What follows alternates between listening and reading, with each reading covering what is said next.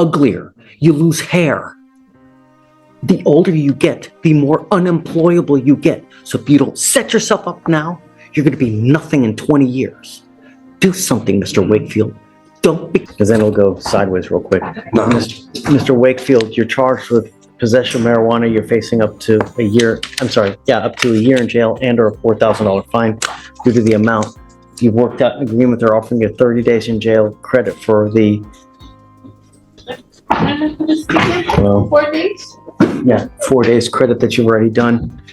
Understand that this charge will go on your record. It'll be there for the rest of your life. From now on, you're facing a minimum of 90 days in jail. Do you understand? Not only, do you have a job? Notice how the judge immediately pivots from sentencing to life coaching. He's not just handing down time, he's practically auditioning as this guy's mentor. What do you think? Tough love? Or is he crossing into lecture territory? What do you do in life? It's not funny. You're using all kinds of dope. You've got no job. What the hell are you going to be doing in 30 years from today, man? You know, you're going to end up on the street, jobless, prospectless, ain't got no money. Where are you going in life, man? It's not a good way to be in life. I know that you like to have fun. I know that you like to party, but you got to think about your future, because if not, and your mom and dad are not going to be here forever. Your auntie, your uncle, they're not going to be here forever. And if you don't have them in your life and you got no job, you got no money, you're on the street begging, either that or you're going to be slinging. You get caught up in that. You're either dead or with a 40-year sentence. How old are you? Have you ever had a full-time job? Yes. Doing what? At Chevron in Lake Charles. I was a pipe fitter. You were a pipe fitter. For real? So why stop? And? So you can work as comp. So it's easier to just get workers' comp and do nothing, I guess, right? Nah, I just never went back. Like reapplied after Hey, you have to do something in your life, Mr. Wakefield, because if you don't, you're going to end up in jail with a lengthy sentence or on the street.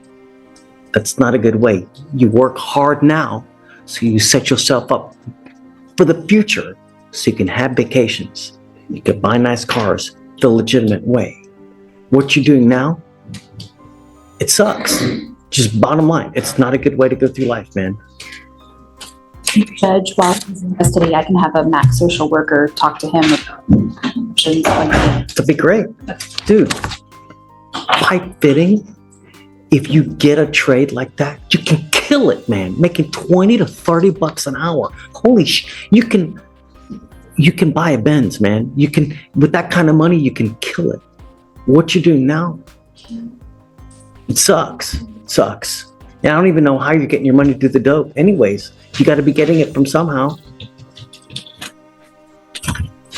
You're giving up the right to a trial, right to compel witnesses to testify on your behalf, confront and cross-examine your accusers. If you're not a citizen, there are possible immigration consequences. You can be deported, excluded from the country, denied naturalization. You give up the right to appeal. Once you accept this agreement, you can never change this or undo this. It will go on your record. It'll be there for the rest of your life.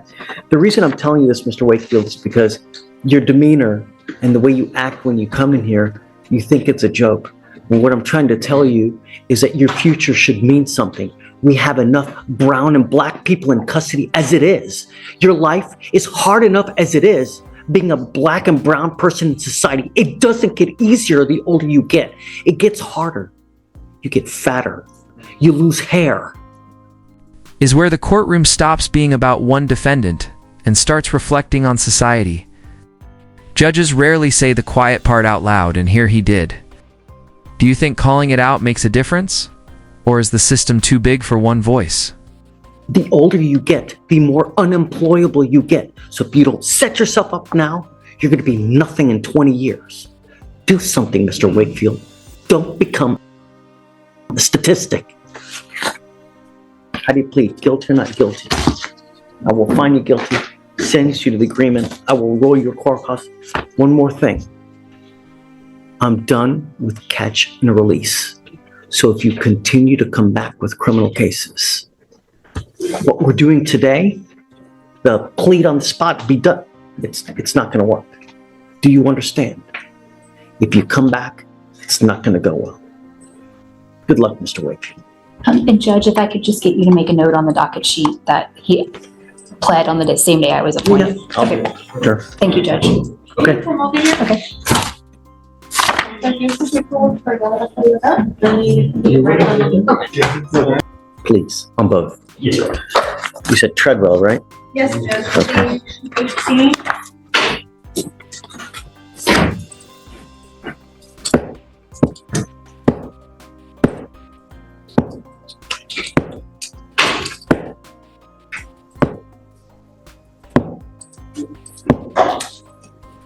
You were on bond for a DWI, and now you've picked up another DWI.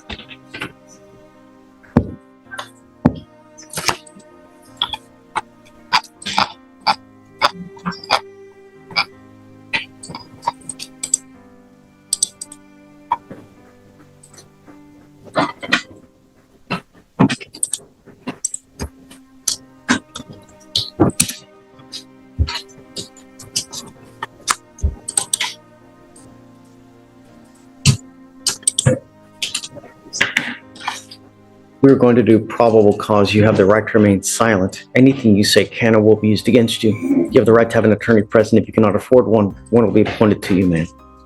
Yes, Judge. On October 23rd, 2024, the officer was dispatched to a major one-car vehicle accident in Harris County, Texas. The officer made contact with a witness who observed the motor vehicle had left the scene but was still blocking a moving lane of traffic and had struck a school zone signpost. The officer also observed the defendant's motor vehicle had crashed in the direction moving against the flow of traffic, and the witness identified the defendant as the driver. EMS saw the defendant in the driver's seat of the crashed vehicle with her feet sticking out and the engine still running. Upon contact with the defendant, the officer observed bloodshot eyes, slurred speech, and unsteady balance on the defendant's person, along with a strong odor of an alcoholic beverage, and general disorientation and slow responses. When asked about the accident, the defendant stated she may have fallen asleep but did not remember the crash occurring. The defendant admitted to drinking and consuming Adderall, and she said that she was the sole occupant and operator of the motor vehicle. The officers recovered 2 open Field sobriety tests done. Open containers. Found and she admitted to drinking and taking Adderall? This is textbook probable cause. But here's a question. Why was she still behind the wheel after a first DWI? alcoholic beverage containers from the passenger side floorboard. Drinking while driving? Yes, Your Honor.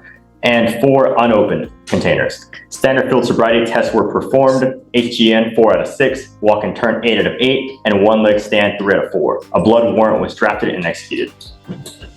And Judge, on the first DWI, the lab results came back as 0.286.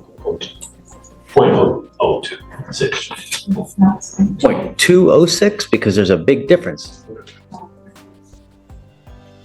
Is it 0.26? Yes, 0.286. Yes, Judge. Yes. Yes, Your Honor. That is a very high blood test. Can you run an NCIC? I'd like to know what other kind of criminal history she has, number 1. Number 2, did we have her sign a no driving affidavit on the first one? Because if she did, I'm going to have a contempt hearing.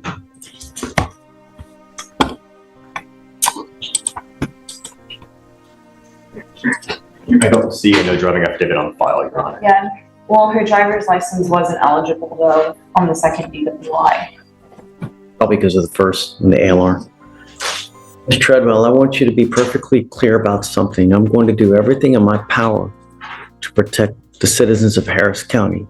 Every single day, someone dies because of a DWI in Harris County. And I will do everything in my power to protect my city. And if that means putting you in custody because you repeatedly flaunt our bond conditions, so be it. Now, I'm going to revoke your bond and I'm taking you in. And now, if you do get out, you will have a strict curfew of 7 p.m. to 7 a.m. And I'm forbidding you from going within a car at all. You will now be signing an affidavit, and if I find that you drive, and I don't care what your reason is, I don't care if Jesus comes down and tells you he needs to ride to church. You get into a car and drive, I will have a contempt hearing. Every time you get into a car, it's up to 6 months in jail and a $500 fine. On one ankle, you will get a GPS monitor. On your other ankle, you're going to get a scram device so I know that you're not consuming alcohol. As it stands now, I'm revoking your bonds and I'm putting a bill of $25,000. Do you understand? She goes with you. 2 ankle monitors, no car access, sky-high bond.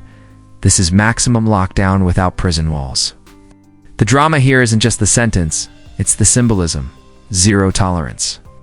Quick poll, do you think extreme measures like this actually stop repeat offenders, or do they just set people up to fail?